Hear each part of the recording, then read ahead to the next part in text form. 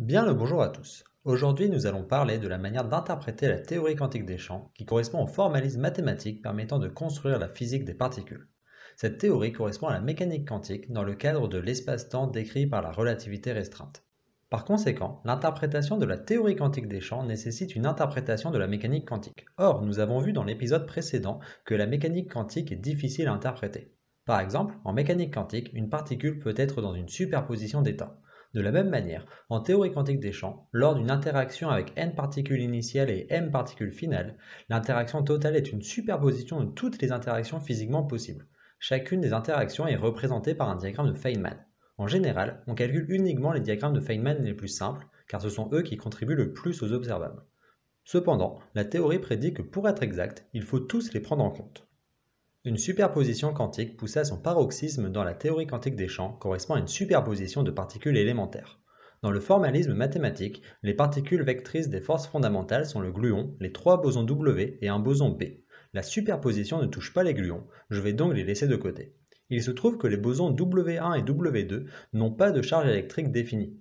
Mathématiquement, ils ne sont pas vecteurs propres de l'opérateur charge électrique, mais la formulation exacte n'est pas très importante. Donc, ils sont mixés pour former les bosons W+ et W-, et les bosons W3 et B, ayant les mêmes nombres quantiques, peuvent aussi se mélanger. On obtient le boson Z et le photon A avec la formule reliant ces quantités correspondant à une rotation dans un espace abstrait.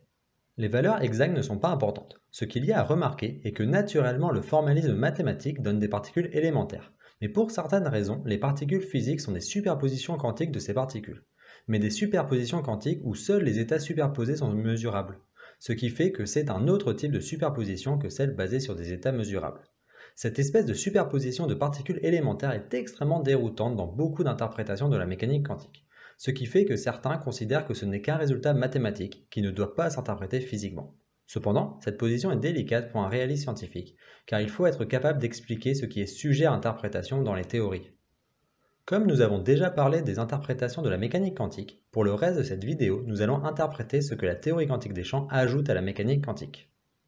Mais avant de répondre à la question « Quelle interprétation de la théorie quantique des champs décrit le réel ?», il est important de rappeler que ce n'est pas parce qu'il y a une question qu'il y a une réponse. En l'occurrence, ce n'est pas parce que l'on cherche la bonne interprétation de la théorie quantique des champs que cette interprétation existe. Si vous vous rappelez du débat autour du réalisme scientifique, il existe l'anti-réalisme scientifique, disant que les modèles scientifiques ne sont que des outils prédictifs et en aucun cas des modèles explicatifs du réel. Mais nous sommes là pour chercher à interpréter la théorie quantique des champs, donc c'est ce que nous allons faire. Tout d'abord, parlons de ce que la relativité restreinte apporte. D'une part, parlons de la fameuse formule E égale mc2. Tout d'abord, il est important de savoir que cette formule n'est pas valide dans tous les référentiels. En toute généralité, E est égal à la racine carrée de m carré c à la puissance 4 plus p carré c carré, avec p l'impulsion. Donc dans le référentiel au repos de la particule, p est égal à 0 donne E égale mc2. Cette formule fait un lien entre deux entités de nature très différentes, qui sont E l'énergie et m la masse, avec uniquement un facteur multiplicatif constant entre les deux. Le premier n'est qu'une propriété accidentelle, contingente. Elle peut être différente sans changer la nature fondamentale des corps décrits, alors que la deuxième est nécessaire. C'est une propriété essentielle de l'être. La masse est invariante par changement de référentiel, elle est structurellement liée à l'objet. On a un lien entre un avoir et un être, entre un acquis et un inné, et entre un accidentel et un essentiel. Lors d'un processus physique, l'énergie doit se conserver mais pas la masse. Or, on voit que cette formule fait un lien entre l'énergie et la masse. Donc, si j'ai une particule de masse m, alors dans son référentiel propre, elle a une énergie mc². Donc la particule peut se désintégrer en plusieurs autres particules si la somme des masses est inférieure à celle de la particule initiale, et par les impulsions non nulles, il pourra y avoir une conservation de l'énergie. Par exemple, les neutrons se désintègrent en un proton plus un électron plus un antineutrino électronique. On a moins de masse et plus de particules. Mais il peut aussi y avoir une augmentation de la masse. Par exemple, au CERN, ils font des collisions entre protons à très grande vitesse, c'est-à-dire avec une très grande énergie dans le centre de masse, dans l'objectif de faire apparaître des particules beaucoup plus lourdes, comme par exemple le boson de Higgs.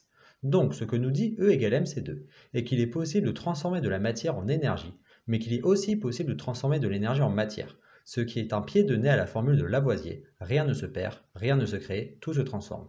Cette phrase est vraie en chimie car les énergies sont faibles, mais en physique des particules, cette phrase est fausse. De plus, en relativité restreinte, une chose fondamentale est que rien ne peut aller plus vite que la lumière. Donc, il peut y avoir deux particules qui sont causalement non liées, aucune n'est dans le cône causal de l'autre. Cependant, en théorie quantique des champs, il est possible de calculer la corrélation.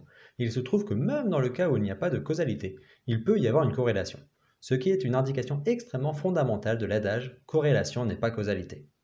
Il y a beaucoup d'autres choses à dire pour analyser la relativité restreinte, mais dans le cadre de la théorie quantique des champs, il n'y a pas forcément besoin d'en parler plus. Donc, j'en parlerai dans la prochaine vidéo où on verra comment interpréter la relativité générale.